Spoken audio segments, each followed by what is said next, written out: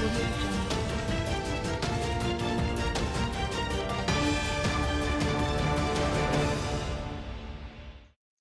Hi everyone, I am Sejal Agarwal and welcome back to the channel. और आज की इस वीडियो में हम बात करेंगे about all the important news and events that has happened in the market today.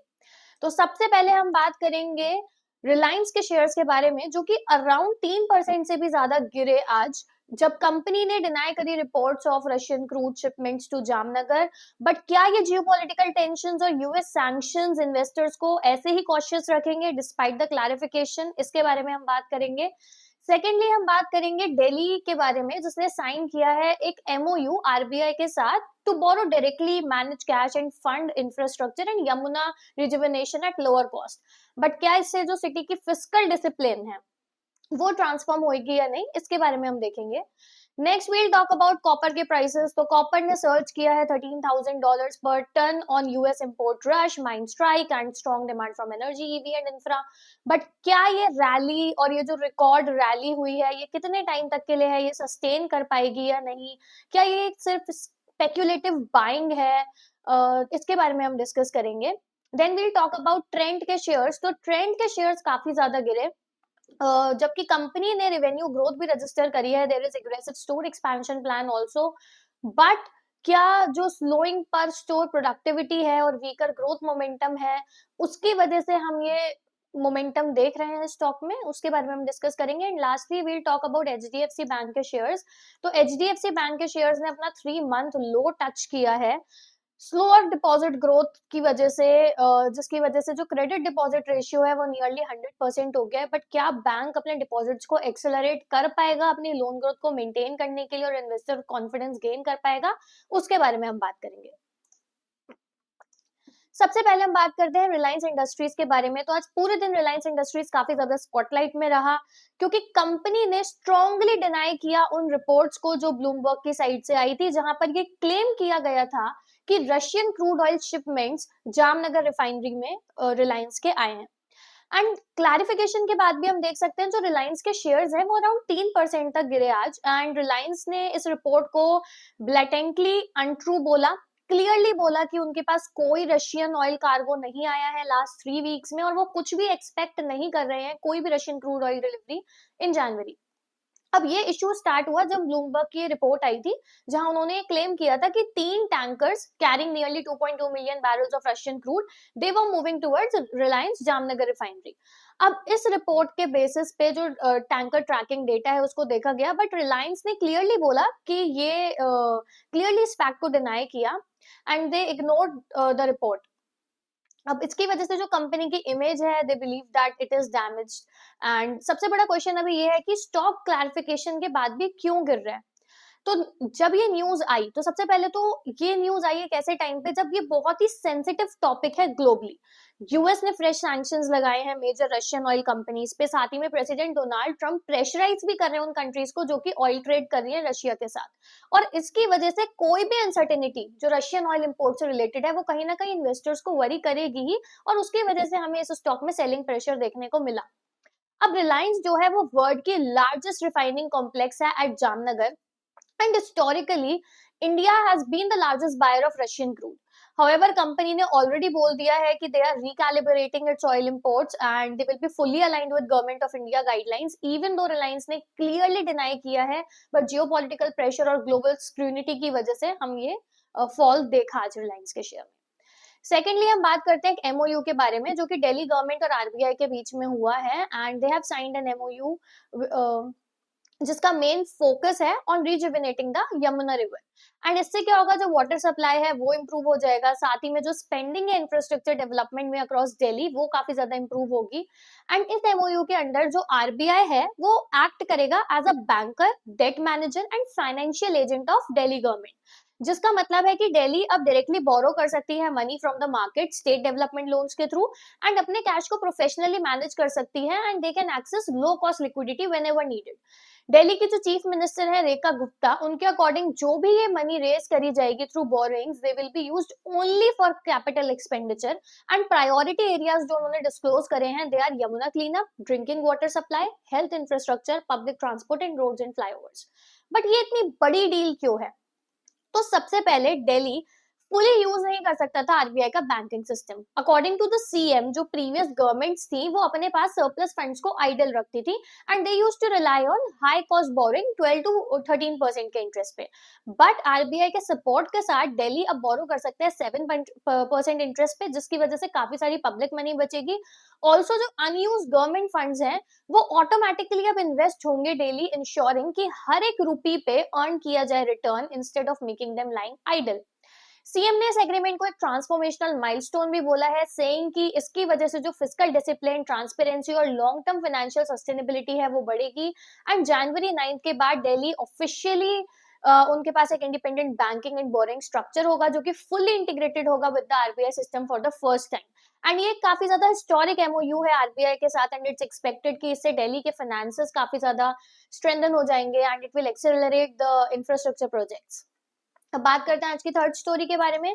तो जो कॉपर प्राइसेस हैं they have surge to all time high above $13,000 पर टन एंड ये काफी स्ट्रॉन्ग रैली है जो कि ग्लोबल कमोडिटी मार्केट्स में देखी गई है। अब अगर हम देखें कि ये रैली क्यों हुई है तो इसके कुछ रीजंस जो दिख रहे हैं वो है स्ट्रॉन्ग सप्लाई, ऑल्सो सप्लाई के कंसर्न्स भी है, साथ साथ स्ट्रॉन्ग डिमांड है एक, तो साथ में डिमांड के साथ साथ सप्लाई कंसर्न्स बहुत ज्यादा स्ट्रॉन्ग है, ट्रेड टेंशन चल रही है, दैट इज स्पेकुलेटिव बाइंग, और इस सब की वजह से जो प्राइसेस हैं they have been pushed higher.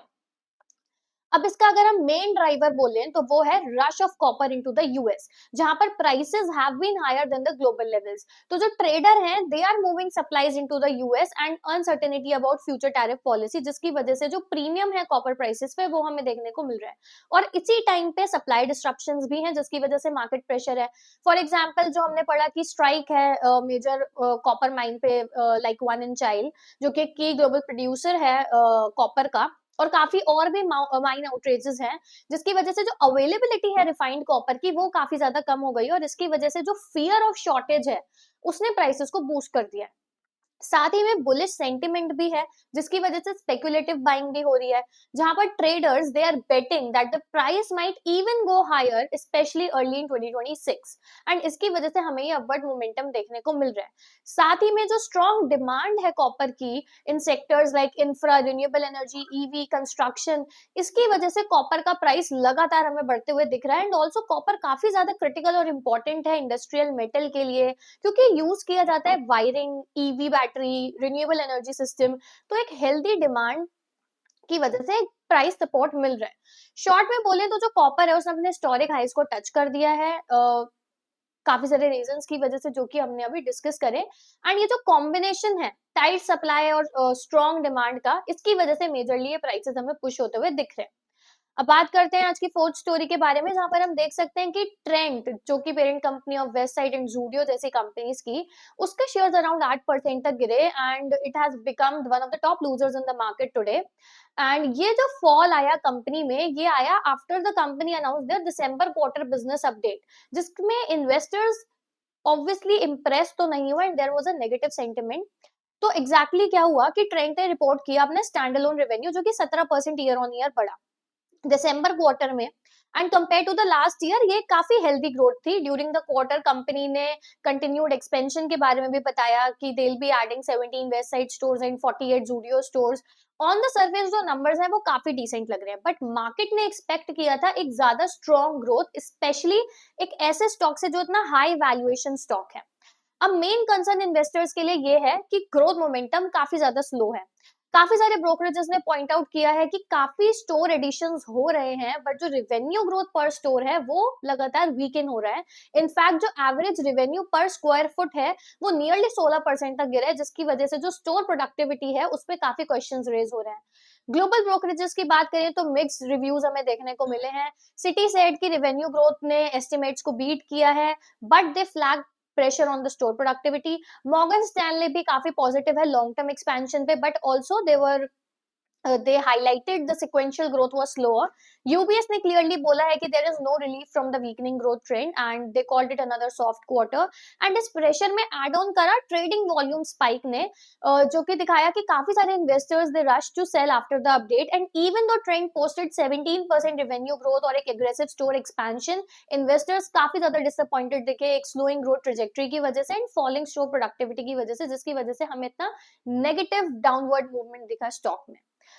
अब बात करते हैं फिफ्थ स्टोरी के बारे में, जहां पर एचडीएफसी बैंक के शेयर्स काफी फोकस में रहे आज, एंड एक 2% का फॉल भी देखने को हमें मिला है स्टॉक में। Also they hit their 3 month low Q3 के बिजनेस अपडेट्स की वजह से, and this is the second straight session of decline, जिसने एचडीएफसी बैंक को one of the top losers बना दिया on the Sensex and Nifty as well. तो basically क्या हुआ है कि दिसंबर क्वार्टर में एचडीएफसी बैंक ने एक स्टेडी लोन ग्रोथ दिखाई। Average advances 9% year on year बढ़े, जहां पर कंपेयर करें ग्रॉस एडवांसेस तो वो 11.9% ईयर ऑन ईयर बढ़े। हाउएवर जो प्रॉब्लम थी वो हमें डिपॉजिट साइड में देखने को मिली, क्योंकि डिपॉजिट ग्रोथ बहुत स्लो हुई। Average deposit 12.2% year on year बढ़े, CASA deposit 9.9% year on year बढ़े, और इसकी वजह से एचडीएफसी बैंक का क्रेडिट डिपॉजिट रेशियो 100% तक टच कर गया, जिसका मतलब है कि बैंक ऑलमोस्ट फुली लेंड कर रहा है of whatever deposits they are getting, and ये बहुत बड़ा कंसर्न है। Brokerages like Nomura they said कि एक स्लो डिपॉजिट ग्रोथ की वजह से जो बैंक की एबिलिटी है to grow the loan faster वो लिमिट हो रही है। सिंपली पुट, अगर हम देखें, अगर किसी बैंक के पास स्ट्रॉन्ग डिपॉजिट ही नहीं है तो वो अपनी लोन ग्रोथ को एक्सेलरेट नहीं कर सकता, no matter how strong the demand is.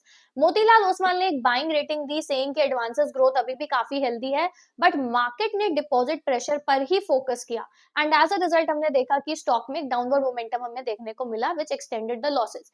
However, अगर हम देखें तो एचडीएफसी बैंक का बिजनेस काफी स्ट्रॉन्ग है, बट जो स्लो डिपॉजिट ग्रोथ है और हाई क्रेडिट डिपॉजिट रेशियो है, वो एक काफी बड़ा वरी है for investors, and the stock now needs better deposit growth in the coming quarter, जिसकी वजह से वो मार्केट कॉन्फिडेंस को रीगेन कर सके। And that was all for all the 5 news we needed to cover today. सबसे पहले हमने बात की थी रिलायंस इंडस्ट्री के शेयर्स की, तो उसमें एक नेगेटिव मोमेंटम हमें देखने को मिला because of the report which was posted bye Bloomberg.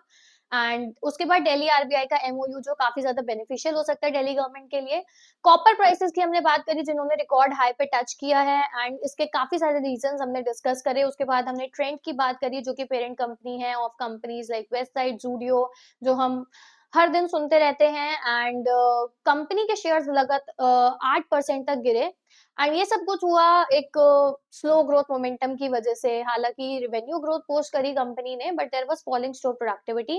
And lastly we talked about HDFC bank, जहां पर जो मेजर कंसर्न इन्वेस्टर्स को लगा that was 100% credit deposit ratio, मतलब कि कंपनी की जो स्लो डिपॉजिट ग्रोथ थी उस पर लोगों का ज्यादा फोकस गया, and people were really concern, and उसकी वजह से हमें स्टॉक में एक नेगेटिव मोमेंटम देखने को मिला। And that was all for today's edition of Daily Market Rundown. And if you liked the video and found this informative, you can like, share, and subscribe to our channel. Also share it with your investing circle as well. Thanks for watching, and I'll see you in the next episode.